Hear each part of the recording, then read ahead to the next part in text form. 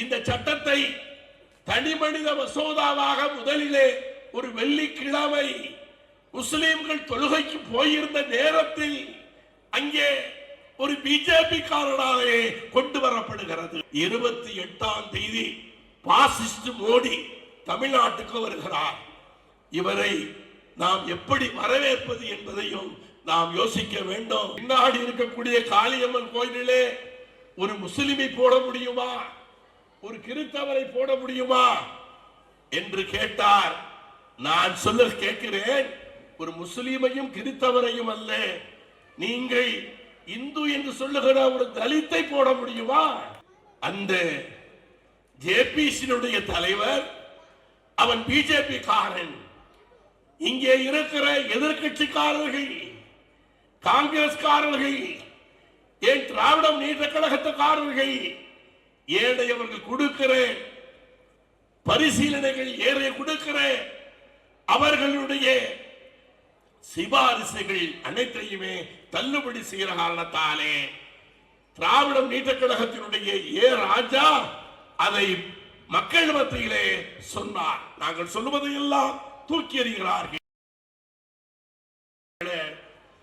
இங்கே வருகை இருக்கின்ற பெரியவர்களே, தாய்மார்களே, இளைஞர்களே, உங்கள் அத்தனை பேருக்கும் என்னுடைய முதற்கண் சலாத்தை சமர்ப்பிக்க கடமைப்பட்டிருக்கிறேன். அஸ்ஸலாமு அலைக்கும் வரஹ்மத்துல்லாஹி வபரகாத்துஹு. அன்புக்கினிய சகோதரர்களே, அடிக்கடிக்க குடிப்பவனும் அடையன், குனிய குனிய அடிப்பவனும் அடையன் என்று தமிழ்நாட்டிலே பழமொழி சொல்வார்கள். அந்த மடையன் அடிக்கிறான் என்று இந்த மடையர்கள் குனிந்து கொண்டிருக்கிறோமோ என்கிற சந்தேகம் எனக்கு ஏற்பட்டிருக்கிறது. அன்புக்குரிய சகோதரர்களே, இன்றைக்கு வக்ஃபு சட்டத்தை அவர்கள் திருத்த வேண்டும் என்று சொல்லுகிறார்கள். இந்தியாவில் ஆங்கிலேயர் ஆட்சி காலத்தில் சங்கங்களுக்காக ஒரு சட்டத்தை 1860 ஏற்படுத்தினார்கள். அதேபோல் அறக்கட்டளைகளுக்காக 1882 ஏற்படுத்தினார்கள். வக்ஃபு சட்டத்தை ஆங்கிலேயர் காலத்தில் 1924 ஏற்படுத்தி அதற்கு பிறகு இந்திய சுதந்திரத்திற்கு பிறகு 1954 செப்பிடப்பட்டது. அதற்கு பிறகு 1995 2013 வக்ஃபு சட்டங்கள் திருத்தப்பட்டன. வக்ஃபு சட்டத்தில் என்ன இருக்கிறது என்று கூட இந்த கம்போதிகளுக்கு தெரியவில்லை. 2013 திருத்தத்திலேயே வக்ஃபு சட்டத்தில் 2 பெண்கள் இருக்கலாம் என்று சொல்லி இருக்கிறது. எப்ப? 2013 சட்டத்திலேயே 2 பெண்கள் இருக்க வேண்டும் என்று சொல்லி இருக்கிறது. ஆனால் இப்பொழுது சொல்லுகிறார்கள், நாங்கள் பெண்களையும் சேர்த்திருக்கிறோம் என்று இவர்கள் சொல்லுகிறார்கள். அவர்களுக்கு என்ன உறுத்துகிறது தெரியுமா?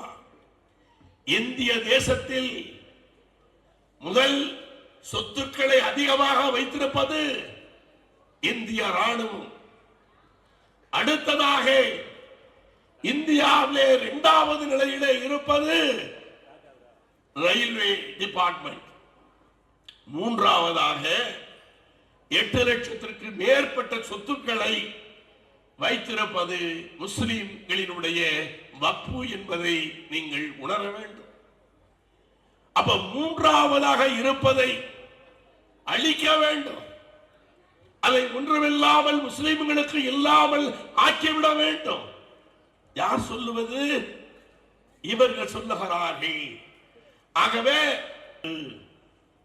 அந்த தனி மனித மசோதா தான் அதற்கு பிறகு அது உருமாற்றமாகி அதற்கு பிறகு அது ஒரு சட்டமாக கொண்டு வர வேண்டும் என்று அவர்கள் ஏற்படுத்தினார்கள்.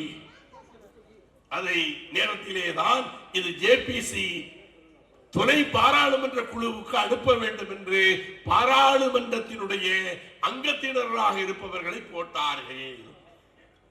ஆனால் என்ன நடந்தது? அந்த ஜேபிசியினுடைய தலைவர் அவன் பிஜேபி காரன். இங்கே இருக்கிற எதிர்கட்சிக்காரர்கள், காங்கிரஸ்காரர்கள், ஏன் திராவிட முன்னேற்ற கழகத்துக்காரர்கள், ஏழையவர்கள் கொடுக்கிற பரிசீலனைகள், ஏழைய கொடுக்கிற அவர்களுடைய சிபாரிசுகள் அனைத்தையுமே தள்ளுபடி செய்கிற காரணத்தாலே திராவிட முன்னேற்ற கழகத்தினுடைய ராஜா அதை மக்கள் மத்தியிலே சொன்னார். நாங்கள் சொல்லுவதை எல்லாம் தூக்கி எறிகிறார்கள், அவர்கள் சொல்லுவதை மட்டும் அவர்கள் வைத்துக் கொள்ளுகிறார்கள். இங்கே நேர்மை இல்லை. ஜேபிசி என்று சொல்லப்படுகிற இந்த ஜேபிசியிலே நேர்மை இல்லை, அவர்கள் அப்படி செய்கிறார்கள் என்று அவர் குற்றச்சாட்டையே வைத்தார். ஆனாலும் அவர்கள் அதை கண்டுகொள்வதாக இல்லை. இதை எப்படியாவது கொண்டு வந்து விட வேண்டும் என்று அவர்கள் கங்கணம் கட்டிக் கொண்டிருக்கிறார்கள். அன்பு சகோதரர்களே, இன்றைக்கு அன்பு சகோதரர் பாரதி அவர்கள் பின்னாடி இருக்கக்கூடிய காளியம்மன் கோயிலிலே ஒரு முஸ்லிமை போட முடியுமா, ஒரு கிறிஸ்தவரை போட முடியுமா என்று கேட்டார். நான் சொல்ல கேட்கிறேன், ஒரு முஸ்லிமையும் கிறிஸ்தவரையும் அல்ல, நீங்கள் இந்து என்று சொல்லுகிற ஒரு தலித்தை போட முடியுமா, ஒரு செட்டியாரை போட முடியுமா? போட முடியாது. அதுதான் உங்களிடத்தில் இருக்கிறது. அது மட்டுமல்ல, திருப்பதி வைணவர்களுடைய அது கோயில். திருப்பதியில லட்டு பிடிக்கிறதுல இருந்து அங்கே சாப்பாடு கிண்டுவதிலே முதல் வைணவர்கள் தான் இருக்க வேண்டும், சட்டம் இருக்கிறது.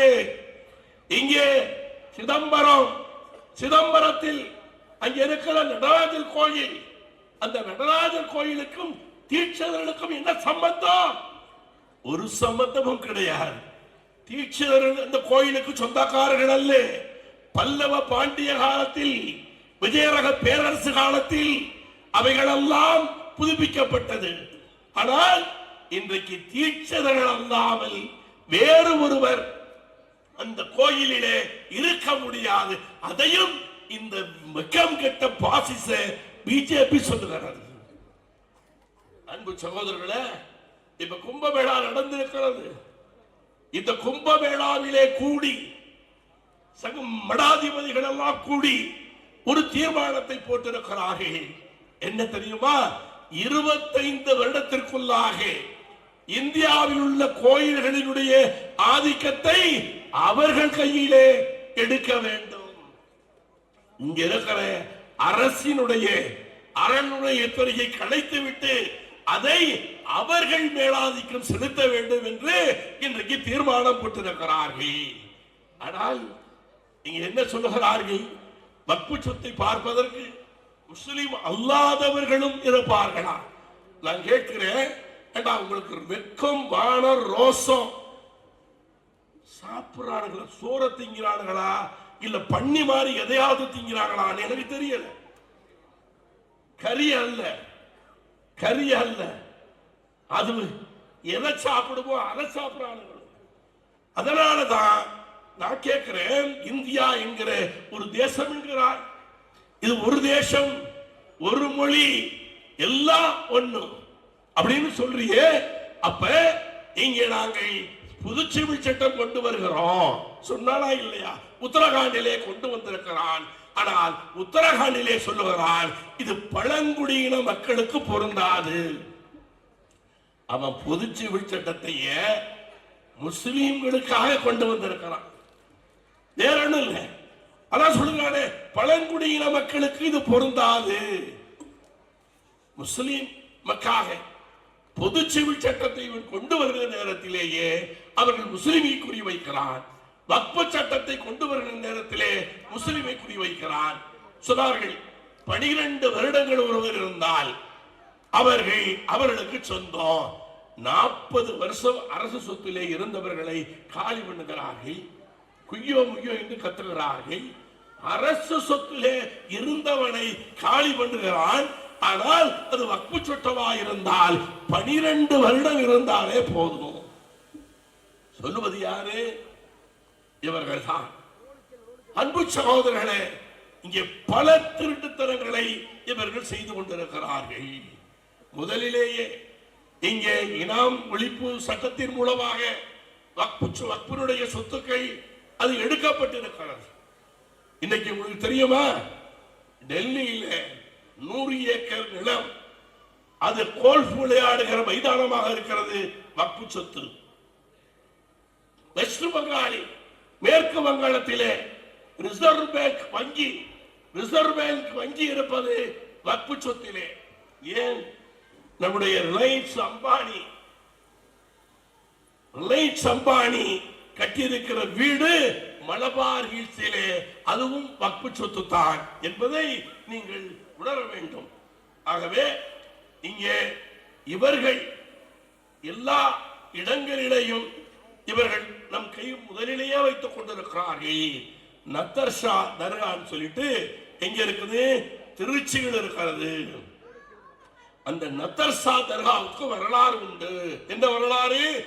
ராஜராஜ சோழன் அவனை விரட்டுகிற நேரத்தில் அவருக்கு அடைக்கலம் கொடுத்து ராஜராஜ சோழனையே பாதுகாத்தவர் தான் நத்தர்ஷா என்கிற அந்த மனிதர். அதனாலே தான் உங்களுக்கு ஒன்று தெரியுமா, அவருடைய தமக்கையார் குந்தி தேவி, குந்தகி என்று சொல்லுவார்கள், அந்த அம்மா இஸ்லாத்துக்கு வந்து விடுகிறார்கள்.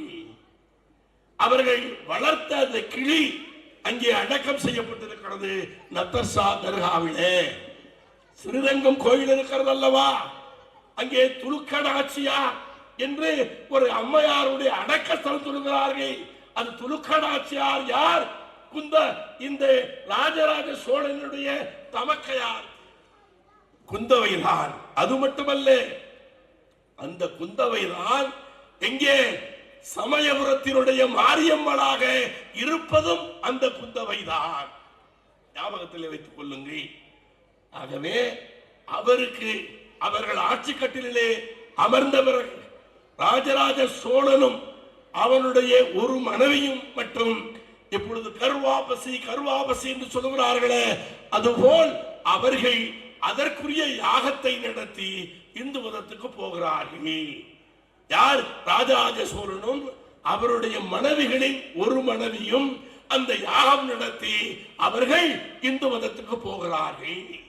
அந்த காலத்தில் அவர்களை காப்பாற்றிய காரணத்தாலே 10,000க்கு மேற்பட்ட நிலங்கள் மானியமாக நத்தர்ஷா தர்காவிற்கு கொடுக்கப்பட்டிருந்தது. அதிலே 7,773 ஏக்கரை மத்திய அரசு, மாநில அரசுகளும் எடுத்துக் கொண்டிருக்கின்றன. இன்றைக்கு திருச்சியில் இருக்கக்கூடிய துப்பாக்கி தொழிற்சாலை நத்தர்ஷா தர்காவினுடைய இடம். அங்கே இருக்கக்கூடிய பெல் BHL நத்தர்ஷா தர்காவினுடைய இடம். நான் கற்பனையில் பேசவில்லை. அங்கே இருக்கிற பாரதிதாசன் பல்கலைக்கழகம் நத்தர்ஷா தர்காவிலே இருந்து எடுக்கப்பட்ட இடம். இவைகளையும் அப்படி எடுத்துக் கொண்டிருக்கிறார்கள். அது போக அதற்காக வருடத்திற்கு 7,000 ரூபாயை மானியமாக தருகிறார்கள். நான் இது கற்பனையாக பேசவில்லை. உங்களுக்கு தெரியும், வாரியத்தினுடைய தலைவராக நான் இருந்தவன். அப்பொழுது இது போன்று 17 இடங்கள் அரசாங்கம் அவர்களுடைய பயன்பாட்டிற்காக எடுத்திருக்கிறார்கள். இப்படி கொடுத்தது போக மீதம் இருப்பது எவ்வளவு? இங்கே அதையும் அபகரிக்க வேண்டும் என்று இவர்கள் நினைக்கிறார்கள். இப்ப நம்ம என்ன செய்வது? இந்த நாட்டில் சட்ட பாதுகாப்பு இல்லை. இங்கே இருக்கிற உயர் நீதிமன்றம், உச்ச நீதிமன்ற நீதிபதிகளுக்கெல்லாம் என்ன தரப்படுகிறது? பதவிகள் முடிந்தவுடனே ஆளுநர்களாகவும் நாடாளுமன்ற உறுப்பினர்களாகவும் ஏதாவது ஒரு வாரியத்தினுடைய தலைவர்களாகவும் மாற்றப்படுவதற்காக அந்த எலும்பு துண்டுகளுக்காக சட்டத்தை விலை பேசுகிற கவ்வோதிகள் தான் இந்த நாட்டினுடைய நீதிபதிகளாக இருக்கிறார்கள். அப்படி நீதிபதிகளாக இருக்கிற இடத்திலே எந்த நீதி எடுக்க முடியும்? இங்க பாருங்க, திருப்பரங்குன்றம் வருவோம். இங்க திருப்பரங்குன்றம் அதனுடைய இடம் யாருக்கு சொந்தம் என்று முதலிலே ஆங்கிலேயர் காலத்திலேயே ஒரு நீதிபதி, அவர் யார் தெரியுமா? ஐயர். ஒரு பிராமின், ஒரு ஐயர், அவரு ஜட்ஜ்மெண்ட் கொடுத்திருக்கார். அந்த ஜட்ஜ்மெண்டை எதிர்த்து இந்து சமூகத்தை சேர்ந்தவர்கள், அது உச்ச நீதிமன்றம் அன்றைக்கு லண்டனில் தான் இருந்தது.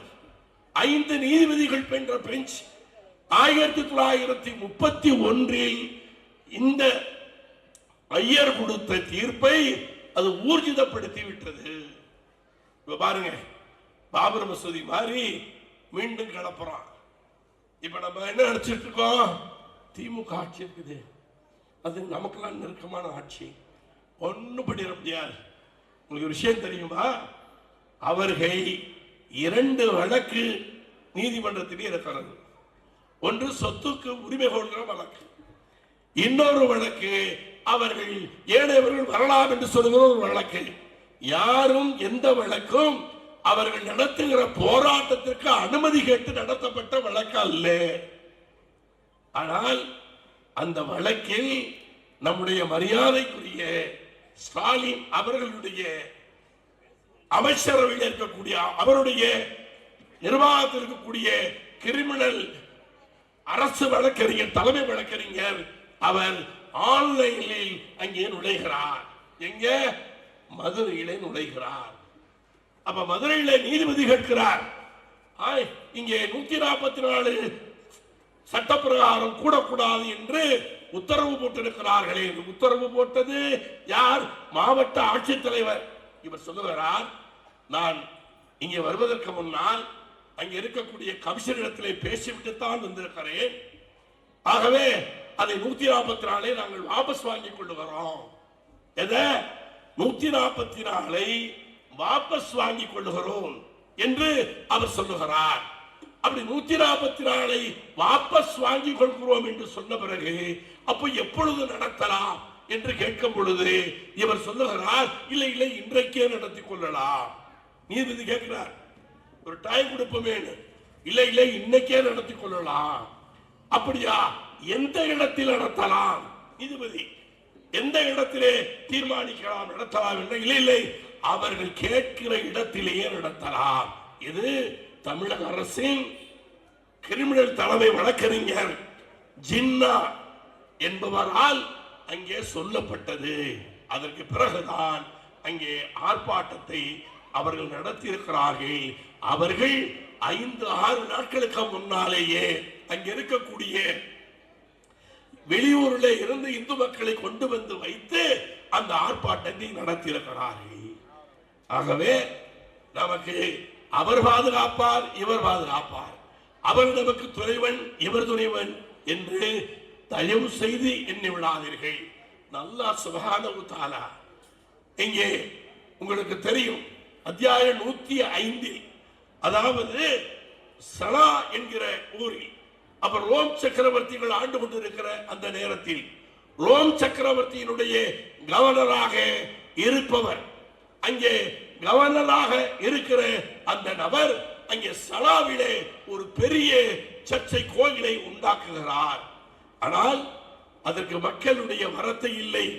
காரணம், இங்கே சவுதி அரேபியா என்று சொல்லப்படுகிற இந்த மக்காவிலே இருக்கிற அந்த பள்ளிவாசலை அங்கே மக்கள் கூட்டம் கூட்டமாக போகிறார்கள். ஆகவே இதை மக்கள் வரமாட்டேன்கிறார்கள் என்பதாலே இதை அழித்து விட வேண்டும் என்று சொல்லி அன்றைக்கு கவர்னராக இருந்த அபிரகாம் என்கக்கூடிய அவன் இங்கே வருகிறான், மக்காவிற்கு வருகிறான். அப்பொழுது யானையை காணாதவர்கள் அரபிகள் யானையை காணவில்லை, யானைப்படையோடு வருகிறான். யானைப்படையோடு வந்து அதை முழுவதுமாக அங்கே அவன் ஆக்கிரமித்து ஒரு இடத்திலே அமர்கிற நேரத்தில் அங்கே ஒருவர் அப்துல் முத்தலிப் அவர்களினுடைய, யார்? ரசூல் ஸல்லல்லாஹு அலைஹி வஸல்லம் பாட்டனார் அப்துல் முத்தலிப் தான் அன்றைக்கு அந்த ஹரம் ஷரீஃபினுடைய பொறுப்பாளராக இருக்கிறார். அவருடைய ஒரு ஒட்டகம் காணாமல் போய்விட்டது. அந்த ஒட்டகத்தை அவர் எங்கே வைத்திருக்கிறார் என்று தெரிந்து அபிரகாம் இடத்திலே கேட்டு வருகிறார். அப்ப வந்து கேட்ட உடனேயே அபிரகாம் அந்த ஒட்டகத்தை நீங்கள் எடுத்துக்கொள்ளலாம் என்று சொல்லிவிட்டு அவன் கேட்கிறான், அப்துல் முத்தலிப் அவர்களே, நீங்கள் உங்களுடைய ஒட்டகத்தை கேட்டு வந்திருக்கிறீர்கள், நான் இங்க இருக்கிற கௌபத்துல்லாவை அழிக்க வந்திருக்கிறேன், நீங்கள் என்ன சொல்ல போகிறீர்கள் என்று கேட்கிற நேரத்தில் அவர் சொன்ன ஒரு வார்த்தை என்ன தெரியுமா? இந்த சம்பவம் நடந்து 50-55 ஆண்டுகளுக்கு பிறகுதான் ரசூல் ஸல்லல்லாஹு அலைஹி வஸல்லம் அவர்கள் பிறக்கிறார்.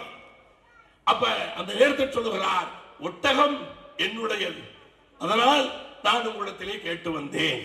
ஆனால் அந்த பள்ளி அல்லாஹ்வுடையது, அவன் பொறுப்பாளி, அவன் அவரிடத்தை பாதுகாத்துக் கொள்வான் என்று அவர் சொல்லிவிட்டு வந்து விடுகிறார். அவன் சிரிக்கிறான்.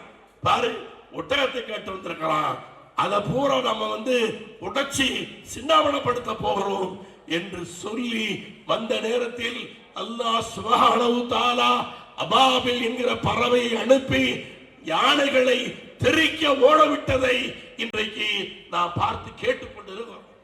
அன்பு சகோதரிகளே, அன்பு சகோதரர்களே, நாம் எப்படி இருக்கிறோம் என்றால், அப்துல் முத்தலீப் அவருடைய புத்தகத்தை கேட்க போனவர்கள் எந்த நிலையில் இருந்தார்களோ அந்த நிலையில் நாம் இருக்கிறோம்.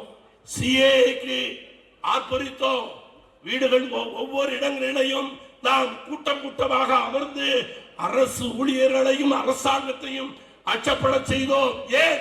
சிஏஏ என்பது நம் குடியுரிமை சம்பந்தப்பட்டது. இது வக்ஃபு சொத்து என்பது அல்லாஹ்வுடைய சொத்து. என்ன நினைத்துக் கொண்டிருக்கிறீர்கள்? அல்லாஹ் தான் காப்பாற்றுவான் என்று நீங்கள் நினைத்துக் கொண்டிருக்கிறீர்களா என்பதை யோசித்து பார்க்க வேண்டும். அன்பு சகோதரிகளே, அன்பு சகோதரர்களே, 28ஆம் தேதி பாசிஸ்ட் மோடி தமிழ்நாட்டுக்கு வருகிறார். இவரை நாம் எப்படி வரவேற்பது என்பதையும் நாம் யோசிக்க வேண்டும். கருப்பு கொடியா, கோபேக் மோடியா என்பதை தீர்மானித்து அறிக்கைகள் மூலமாக இவர்களை நாம் நம்முடைய எதிர்ப்புகளை இவர்களுக்கு குறைந்தபட்சம் காட்ட வேண்டும். அதற்காக துணியுங்கள். முதலிலே முஸ்லிம்கள் எடுத்துக் கொள்ளுங்கள், கலாக்கதிரை நம்புங்கள். அல்லாஹ் ஏவுகிறதை தவிர நம்மை எவரும் ஒன்று செய்துவிட முடியாது. ஆகவே அல்லாஹ்விற்காக மரணிப்பதற்கு தயாராகிக் கொள்ளுங்கள்.